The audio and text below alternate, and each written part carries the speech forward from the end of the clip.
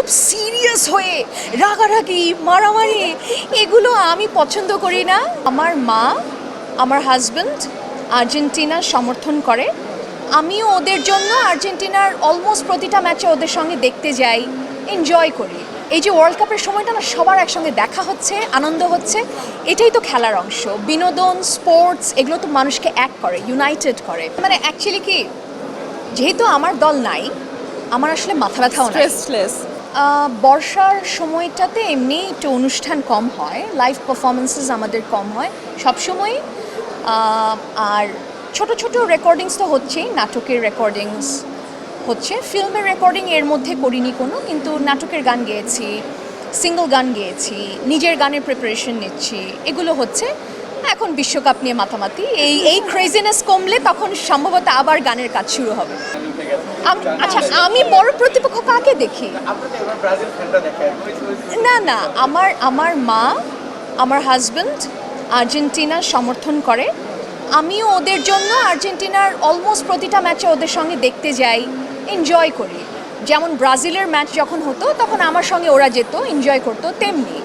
এবং খুব সিরিয়াস হয়ে রাগারাগি মারামারি এগুলো আমি পছন্দ করি না, কেউ করলেও সেটা ফান এই সময়টা। আর সবচেয়ে বড় কথা হচ্ছে কি, এই যে ওয়ার্ল্ড কাপের সময়টা না সবার একসঙ্গে দেখা হচ্ছে, আনন্দ হচ্ছে, এটাই তো খেলার অংশ। বিনোদন, স্পোর্টস এগুলো তো মানুষকে এক করে, ইউনাইটেড করে।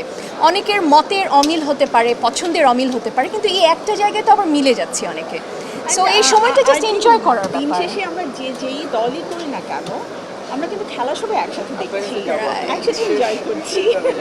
তার আগে শেষ করতে চাইবো, যেহেতু ব্রাজিল ভক্ত আপনি, আমরা জানি গতকাল যখন বোথ অফ দেম আর ওই যাচ্ছে তারা গতকাল যখন ইংল্যান্ড এক গোল দিয়ে দিল, একটু ভিতরে প্রশান্তি কাজ করছিল কিনা, আবার যখন আর্জেন্টিনা ব্যাক করলো তখন আবার একটু কিছুই কাজ করে নাই অনেস্টলি।